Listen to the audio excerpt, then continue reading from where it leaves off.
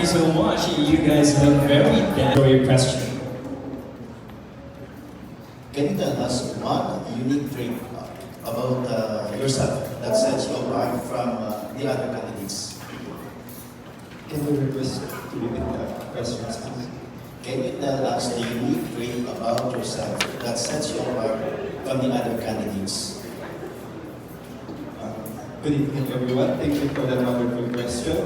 I believe my unique trait is being myself, because I believe every one of us here have our own capabilities, have our own strengths and abilities, and weaknesses and strengths. But I believe being myself or knowing myself is my unique traits for other than candidates, because I know myself that I put myself or I put my heart on every project or every situation that I want to become in my life. And I put my hard work, dedication, and commitment. And I know myself that I'm truly having a more discipline to myself for making myself a better person and to represent myself to other people on the best way. Thank you so much. So, siguro sa KD Apostol sa Del Monte, do you personally treasure the most? Can you repeat again the question? What cultural tradition here in San Jose del Monte do you personally treasure the most? As a cultural I believe I treasure the most the cultural in terms of being a San Jose del Monte or San Joseño is having a traits or having a personality from our history, which is the Tumaga or the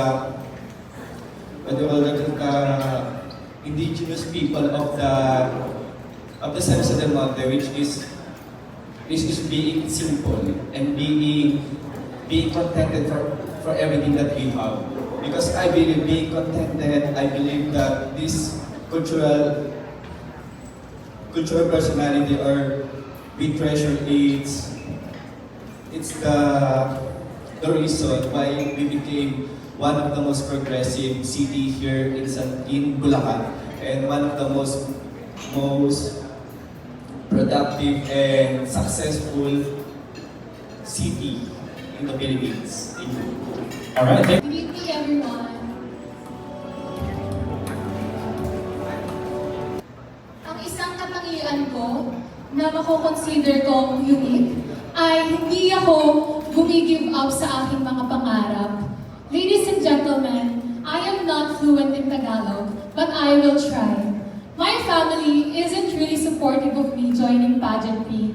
Talagang hindi sila naniniwala sa kakayahan ko bilang isang kontesera. Ngunit sa tulong ng aking handler, naniniwala sa aking mga abilidad, ako'y nakatayo sa harap ninyong lahat bilang isang empowered woman at woman with a purpose. Salamat po. Thank you so much. Magandang gabi po. Hello, how are you? Doing fine. If you take me on a date dito sa San Jose del Monte, where would you take me? That's a good question. You know what? Here in our city, we have a lot of things to offer. We have a lot of good coffee shops and restaurants here in our city, and we can offer good food for you. Aside from that, we also have good natures here in our city. We can, aside from the food that you will enjoy, I am sure that you will love the nature that we have here. We have a mount here in our city called Mount Balagak. I am sure that you will enjoy the view and the food here in our city. Thank you. Thank you. Hello, good evening. And I'm Brian from Brian Loves Pageantry and Pageant Spectacles. So, yung question ko sa'yo is, can you describe your most memorable childhood moments dito sa San Jose? The most memorable na naganap sa akin dito sa San Jose del Monte is being part of Taglawan, because I believe that being a candidate is such an honor and responsibility, and I believe that as a candidate we need to be a good role model for the youth, And I believe that as women, we are the power of strength, the tower of strength. And I believe that as San Joseños, we need to be proud of ourselves. Thank you. Hi, Bruce Lee. I'm Ryan again. Okay, what a nice name. Okay. My question is, personal question, saan daw nang galing yung name mo na Bruce? It was actually my father's idol. So my last name is actually Lee. So they decided, since Bruce Lee is famous way back that year, so they decided to name me Bruce. So that's why I have the name Bruce Lee. Parang nakaroon daw ba magkarate? Actually, nag-practice ko when I was in college. I did join the Taekwondo team. So yes po. Sample! Ayos kayo na. Sample lang. Okay, the question is, kung sakali na manalo ka, one of the titles or the main title, what cause or advocacy would you like to focus again? Thank you for that question. So, joining this pageant, I came here with an advocacy for youth empowerment through personality development. So, I myself was actually a product of the personality development projects. Well, to be honest with you, when I was a kid, like a youth, I was actually part of the parish tradition and youth, and also if you're gonna be asking me, I am also an introvert person back then. So with the help of those kind of program, I was able to go out to my comfort zone, and when I try to run the test for personality, I now became an extrovert person. So I am really happy that I joined those kind of projects. And going back to my advocacy, personality development for youth empowerment. So I believe that San Joseños has a lot of youth that has untouched potential. So with that project, I will be able to help those youth also to be like somebody else that they want to be, and to become a better person as well. So yeah. Thank you. Alright. Binibining Tanglawan Santo Cristo. Good evening po. Simpleng katanungan lang po bilang isang kabataan, bilang isang binibining Tanglawan. Maaari ka bang magbigay ng isang pagkakataon o ng isang karanasan kung saan ikaw ay nagsilbing tanglaw o liwanag sa buhay ng ibang tao? Being a youth in this generation means a lot, not only in the community, but also in our country. In this generation, I believe that there's a lot of problems like stereotypes, discrimination, and all that. And I believe that being there for someone is already made a huge impact, not only for yourself, but also to the people you're hearing things from. Being there for them is already a huge help, not only in your growth, but also for them. Thank you. Thank you so much. Candidate number 12. Now let's welcome candidate number 4. Good evening po. Our question is, what value or principle would you like people to remember you for as a candidate? Can you say it? Again, what value or principle would you like people to remember you for as a candidate? I believe that my resilience, because as I joined here, I am not just a candidate. I want to be the light of inspiration to others. My resilience is one of the traits that I wanted our youth to claim, and with my resilience, I believe that we can all achieve our dreams. Thank you. Thank you so much, Yona. Good evening, everyone. Hello, good evening. Binibini, tarawan sa Taninyawan. Ayun, tanong lang, syempre kapag dumarating kayo sa pageant, nandyan yung pressure. Tanong ko lang sa iyo, bilang candidate ngayon, paano mo hinahandle yung pressure na nararanasan mo ngayon?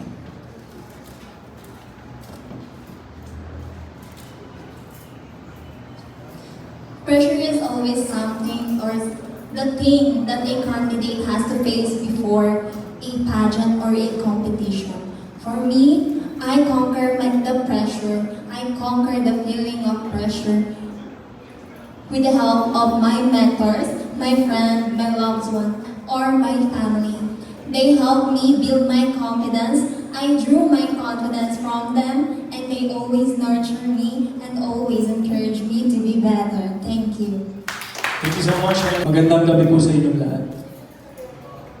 Hi, so ang question ko is, dahil if makuha natin yung title na 3 years po natin, so what does the Tanglawan Festival mean to you personally?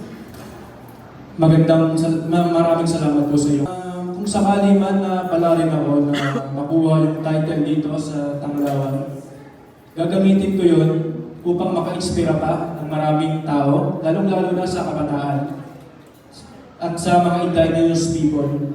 Tulad ko na taga Barangay San Isidro, na medyo nasa kabundukan parte ng San Jose, gusto ko ma-inspira ang mga kabataan dumagat na lumabas ng lugar at maipakilala ang kanilang kultura, hindi lang sa San Jose, hindi lang sa Bulacan, kundi sa buong Pilipinas. Yun lang po. And that's your candidate number 5, John Michael Mena. Hi, good evening everyone. Hi, Melissa. Hello. Hi, okay, so our question.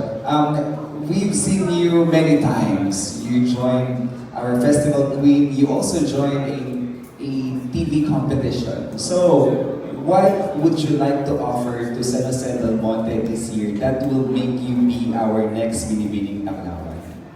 One thing that I can offer here sa Binibining Tanglawan is the purpose, and it's a dream and purpose that I am carrying right now, which is to become the next Binibining Tanglawan and to help my community to develop and succeed by having an education program. Because I do believe that education is a perfect tool to mold them as a person with worth and value. And it offers also a multiple opportunities for our youth today. And through that, we can have a brighter future. Because I always believe that the success of our youth today will be the success of our community. And that is something that I could help to my community, to be the role model for them. Thank you. Thank you so much, candidate number 4. Hello everyone. Magandang gabi po. Kung kayo ay hiranging Ginoong Tanglawan sa isang taon, bilang isang Ginoo Binibining Tanglawan, paano ka makatutulong sa pagmulan ng SJDM matapos ng yung isang taon na po na nahirang tayo ng Ginoong Tanglawan? Well, I've been joining pageants for provincial representing San Jose del Monte, and this is my chance to represent San Jose del Monte. That's why I joined this year. And if I ever win the title of Ginoong Tanglawan for a year, I would use it. I would use my time rather to advocate with my current advocacy, which is arts for the youth. So as you know, youth has been distracted with many things nowadays, and I would like to use arts for our youth to be focused again with something that's substantial for them, and I would use my time to advocate for the arts. Thank you. Thank you so much, candidate number 6, Army Warriors.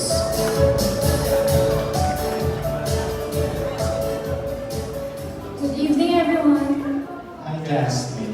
My question is, if you can describe yourself in 3 words, what would those be? Okay, that's a very good question.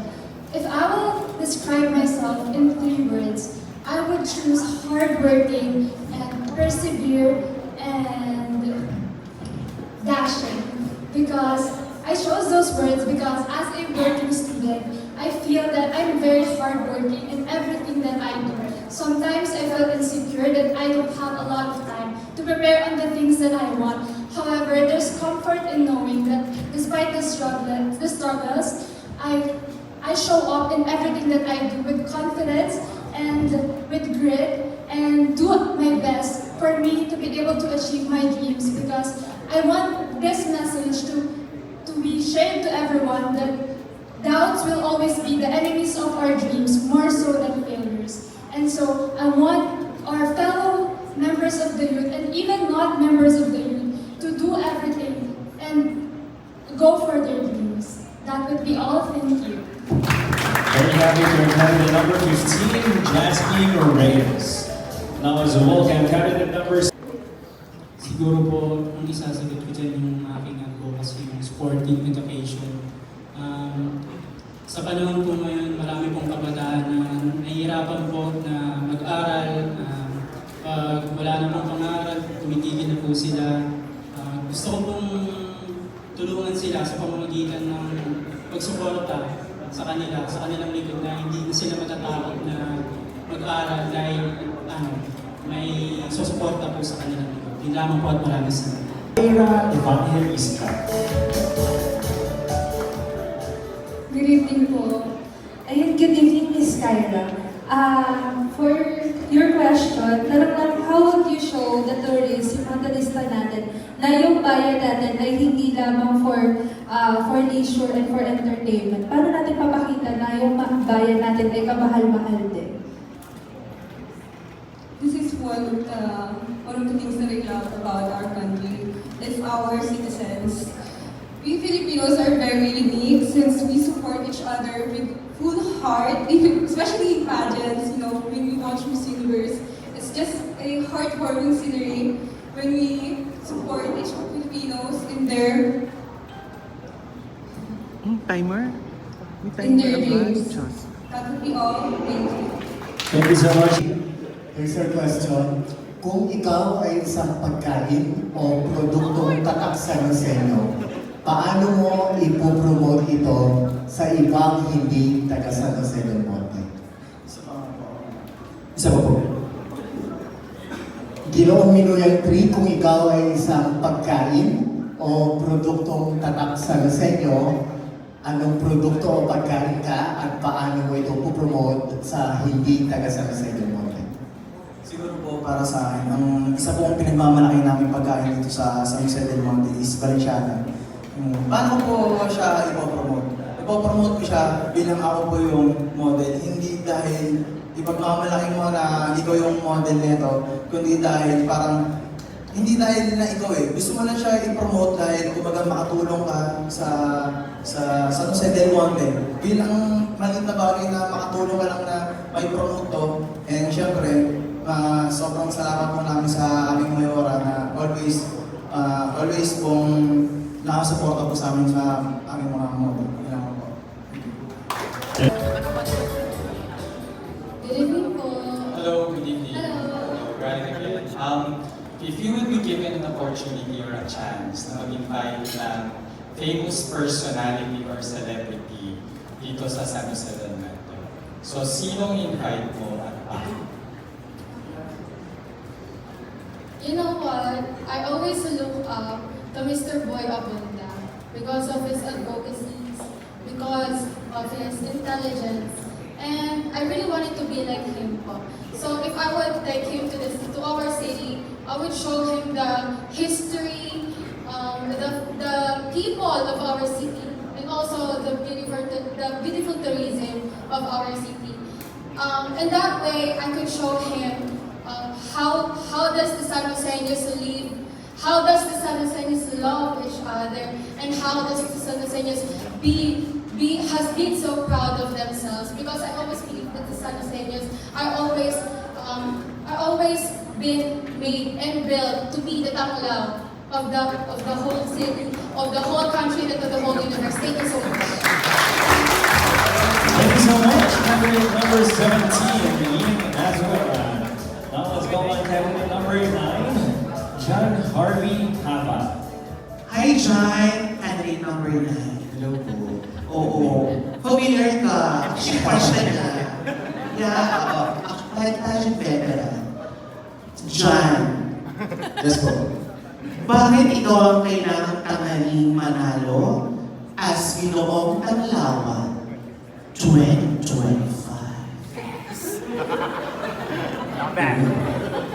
For me, I deserve to win this title because I know and I believe that I bring my full heart and hard work in this journey. And if I will give me a chance to win this crown, I will be more responsible and I will do my best to bring home the crown in national pageant. Thank you.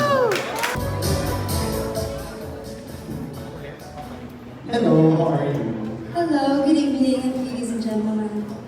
My question is, can you give me like 3 fun facts? One fun fact about me is if somebody downgrades me, I don't do it back. A second fun fact about me is I am positive no matter what. And last but not least, I love food and I love to meet new people. Thank you.